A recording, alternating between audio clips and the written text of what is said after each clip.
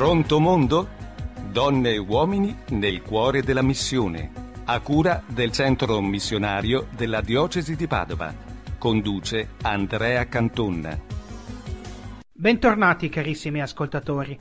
Iniziamo oggi il nostro viaggio tra i 5 continenti, non per parlare di missione, ma per parlare con i missionari originari della nostra diocesi, per raccogliere direttamente dalla loro voce alcuni frammenti delle loro storie. Il telefono di Pronto Mondo oggi squillerà in Africa, più precisamente in uno dei paesi più poveri e più giovani della terra, ma che ha molto da insegnare anche a noi, il Mozambico. Dall'altra parte della cornetta ci risponderà tra pochi minuti Monsignor Claudio Dalla Zuanna, da 3 anni arcivescovo di Beira. Monsignor Dalla Zuanna, nato a Buenos Aires da una famiglia di San Nazario, in provincia di Vicenza, è però cresciuto in Italia dopo il rientro dei genitori. Formatosi dai sacerdoti del Sacro Cuore di Gesù, i deoniani che a Padova si trovano sia in via del Commissario che nella parrocchia del Crocifisso, è sacerdote dal 1984.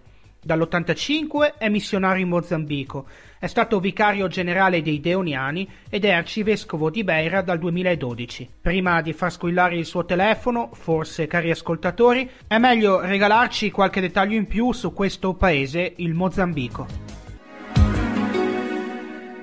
Il Mozambico è un paese dal potenziale inespresso. Risorse minerarie, terre fertili e mete turistiche meravigliose potrebbero rendere la vita dei suoi cittadini decisamente migliore. E invece no. Anni di guerra civile, infrastrutture arretrate e malattie diffuse condannano ancora metà della sua popolazione a uno stato di assoluta povertà.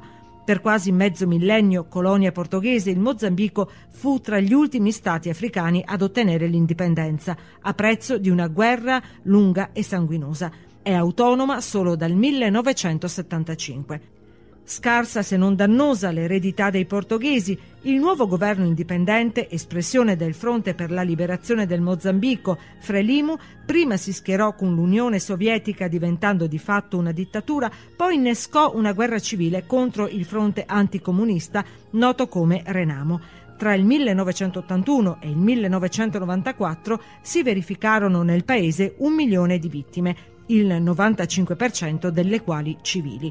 La pace fu possibile anche grazie all'intermediazione della comunità di Sant'Egidio e delle Nazioni Unite. Ma la situazione resta difficile. Tanti passi in avanti da fare, gran parte della popolazione è impiegata in un'agricoltura di sussistenza che non basta nemmeno a soddisfare il fabbisogno primario del paese. L'industria invece, che dà lavoro all'8% della popolazione, produce da sola 1/3 del prodotto interno lordo del Mozambico. Purtroppo a trarne i maggiori benefici sono le multinazionali straniere, specie nell'estrazione delle materie prime. Pronto mondo? Dopo queste note sul Mozambico, cari ascoltatori, ci collegheremo tra pochi minuti in diretta con Beira, la seconda città di questo paese, per parlare con il suo arcivescovo, un missionario originario della nostra diocesi, Monsignor Claudio Dalla Zuanna. Tra pochissimo. Bentornati carissimi ascoltatori di Pronto Mondo, è con noi in collegamento telefonico via Skype Monsignor Claudio Dalla Zuanna, arcivescovo di Beira, la seconda città del Mozambico. Grazie per aver risposto alla nostra chiamata. Buongiorno. Dove si trova in questo momento? Sono proprio a Beira, nella città, la sede di questa regione del Mozambico. Beira è una città di mare, con un porto importante per Zimbabwe, Zambia, Malawi. Sono qui nella mia sede, nella mia casa in questo momento. Stiamo per iniziare l'anno pastorale e quindi siamo in una fase un po' organizzativa. Monsignor Claudio, lei è nato in Argentina, ha studiato ed è stato ordinato qui a Padova, poi è stato in Mozambico, è uscito dal Mozambico, è tornato in Mozambico, toccando anche diocesi e realtà diverse. Come ci si sente ad essere sospinti dallo spirito qui e lì nel mondo? Sì, difatti questa è un qualcosa che fa parte della mia esperienza di vita e penso che in qualche maniera abbia anche contribuito a farmi arrivare dove sono. Quindi E questo desiderio, per esempio, di essere missionario fin da bambino probabilmente è legato anche a questo essere entrati in contatto con realtà diverse, come può essere l'Argentina o il paesino San Nazario lì in provincia di Vicenza. Quindi anche la vocazione missionaria probabilmente trova le sue radici in questo andare da una parte all'altra. Può darsi che lo Spirito abbia preparato fin dall'inizio della mia vita queste esperienze per condurmi a sentirmi come adesso mi sento a casa mia, anche in mezzo a persone, a un popolo con una lingua diversa, con una cultura diversa. Mi sento un po' come dovrebbero forse sentirsi i cristiani, a casa mia in qualunque punto del mondo, e nello stesso tempo so di essere un pellegrino, di essere qualcuno che è per strada, un'attenzione a quello che è attorno, di rispetto. Quindi mi sento bene, penso che è stato un dono anche questo essere figlio di emigranti da un lato all'altro, queste esperienze di vita è importante per me. Penso che c'è una certa coerenza in questo progetto che lo Spirito ha coltivato per me. Che rapporto ha con la sua San Nazario? Ci ha vissuto alcuni anni, ma ci torna ogni tanto. Che rapporto ha con le persone che abitano là? San Nazario è praticamente la mia terra, diciamo. Io sono nato in Argentina, ma avevo 5 anni quando sono arrivato a San Nazario, figlio di una famiglia di San Nazario, quindi le mie radici sono là, la mia famiglia, i miei fratelli vivono là. Quindi è un rapporto di paese, di uno che si sente a casa sua.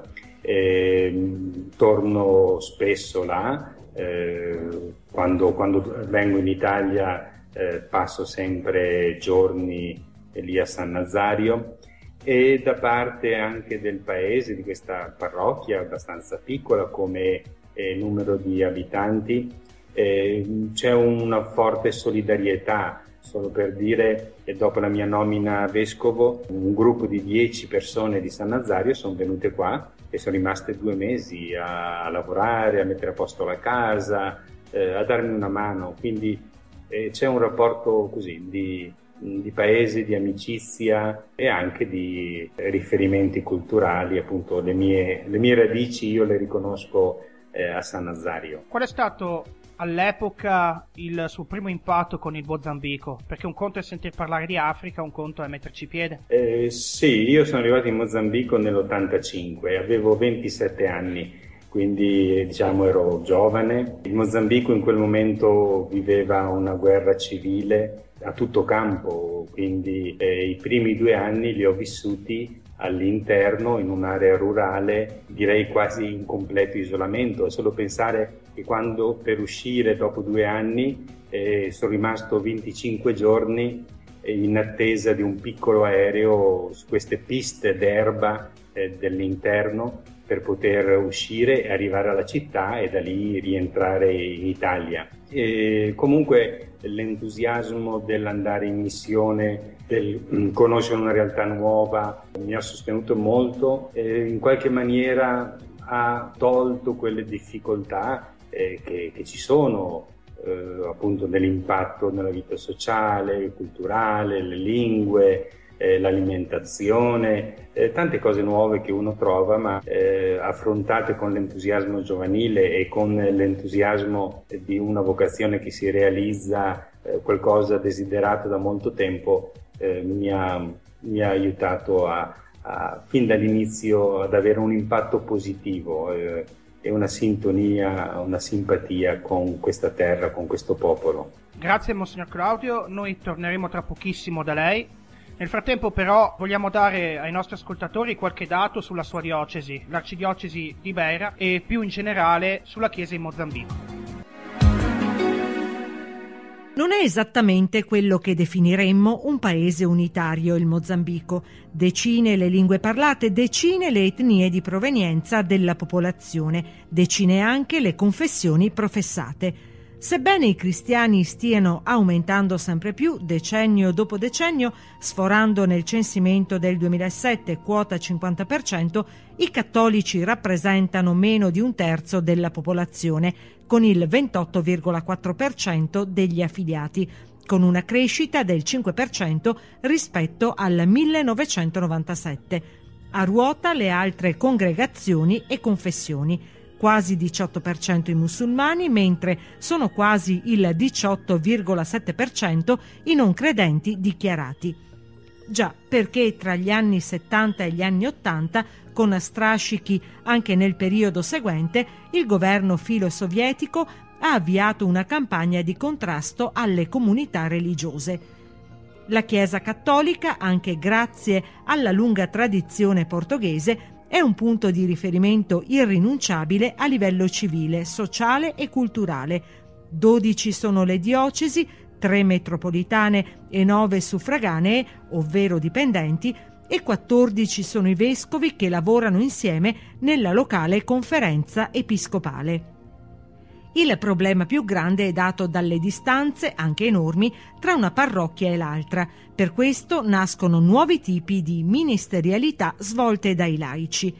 L'arcidiocesi di Beira, retta da Monsignor Dalla Zuanna, riscontra percentuali di cattolici leggermente inferiori alla media nazionale: 200.000 battezzati per 2 milioni di abitanti, il 10%. Nei dintorni di Beira, la seconda città del Mozambico, meta di turisti e bagnata dall'Oceano Pacifico, operano 42 preti diocesani. Pronto mondo?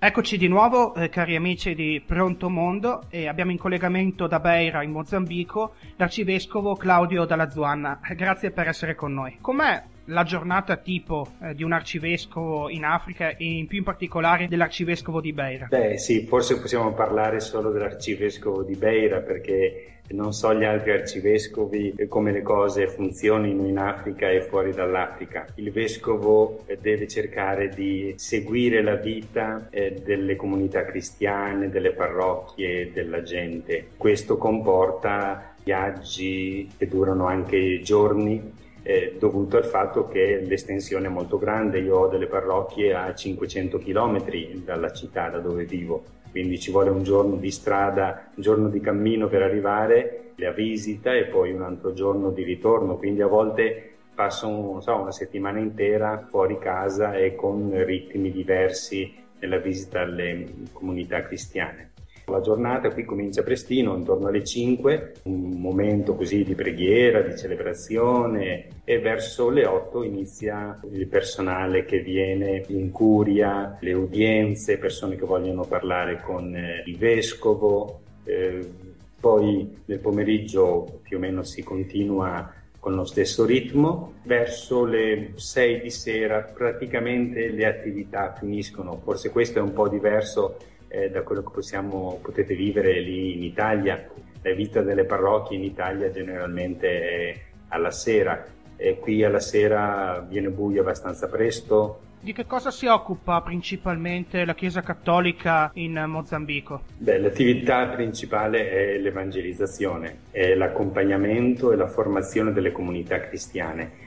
Dobbiamo pensare che la maggior parte della popolazione vive in un ambito rurale, quindi molto dispersa, i cristiani sono pochi, quindi si tratta di costruire comunità, di dargli i mezzi, i sussidi, tradurre nelle varie lingue, oltre alla parola di Dio, catechismi e mezzi che possano aiutare una comunità cristiana a consolidarsi, a crescere. Poi chiaramente tutto l'impegno, tutta l'attenzione alla persona, essenzialmente i 2 ambiti in cui maggiormente si incide è l'educazione con scuole. La diocesi qui ha scuole collegate a parrocchie o a associazioni diocesane con più di 20.000 alunni, o nel campo della sanità.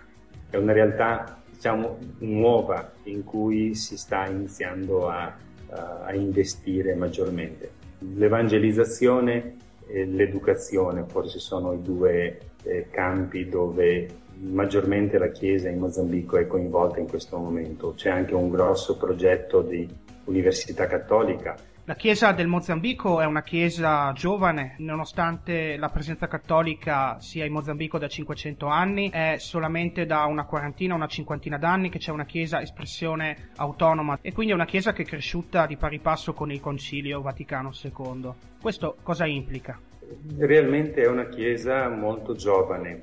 Dobbiamo pensare che la evangelizzazione degli africani qui in Mozambico è cominciata dopo gli anni 40, dopo l'accordo che c'è stato tra la Santa Sede e il governo portoghese. È vero, la Chiesa Cattolica era presente da centinaia d'anni, ma essenzialmente orientata verso i portoghesi che qua vivevano. Si è arrivati subito al concilio. Il concilio qui è all'inizio del cammino di questa Chiesa, in maniera che si potrebbe dire che non esisteva una Chiesa prima, una Chiesa quindi che si vede come popolo di Dio, una Chiesa dove c'è grande spazio alla ministerialità, quindi al ruolo dei laici all'interno della Chiesa, una Chiesa dove ognuno ha il suo compito, un senso di appartenenza alla Chiesa molto più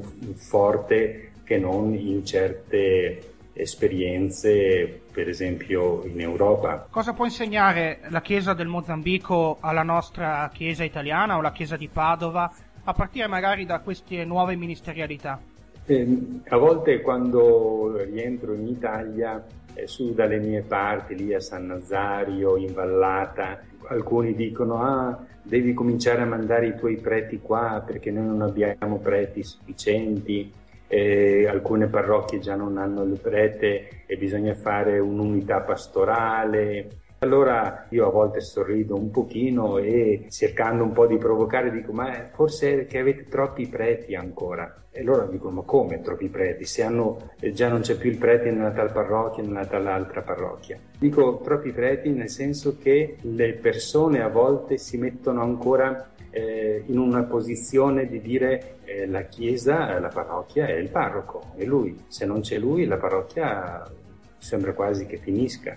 Invece qui da noi, dove la gente a volte nelle comunità rurali vede il prete una volta, 2, 3 volte all'anno, le comunità devono andare avanti, ogni domenica si trovano, i laici scelti tra di loro, uno è responsabile dell'annuncio della parola, delle letture, cerca di fare un po' di spiegazione, un altro cura la catechesi, un altro cura i malati, un altro prepara i fidanzati al matrimonio. Quindi la comunità sta in piedi sorretta dal lavoro, dal coinvolgimento di tutti. Quindi in qualche maniera forse si potrebbe dire è una chiesa non eccessivamente clericale, dove ogni persona sa che lui è la chiesa, e questo potrebbe forse aiutare alcuni nostri cristiani della nostra Padova a dire non aspetto che la parrocchia sia una stazione di servizio o un supermercato dove vado e prendo quello che mi interessa, vado a prendere i sacramenti, vado a prendere questo e per il resto faccio la mia vita, ma io sono la parrocchia, io sono la Chiesa. Se le dico Africa o se le dico Mozambico, che cosa le viene in mente? Vita, mi viene in mente vita, vitalità, gioventù, desiderio di crescere, di avanzare. Penso che questo si respira andando per la strada. Il 55% della popolazione del Mozambico ha meno di 20 anni. Quando uno va per strada vede bambini e giovani con desideri di realizzare sogni, di fare cose grandi. Qui è la cosa più comune. Grazie per essere stato con noi. E grazie a voi, grazie, un saluto a tutti quanti voi. Teniamoci insieme, teniamoci uniti. Noi che siamo qua siamo espressione vostra. Voi sosteneteci con la vostra preghiera e con la vostra amicizia. L'appuntamento con noi, carissimi ascoltatori, è per la settimana prossima. un'altra telefonata, un altro paese, un altro continente e un'altra storia da raccontare.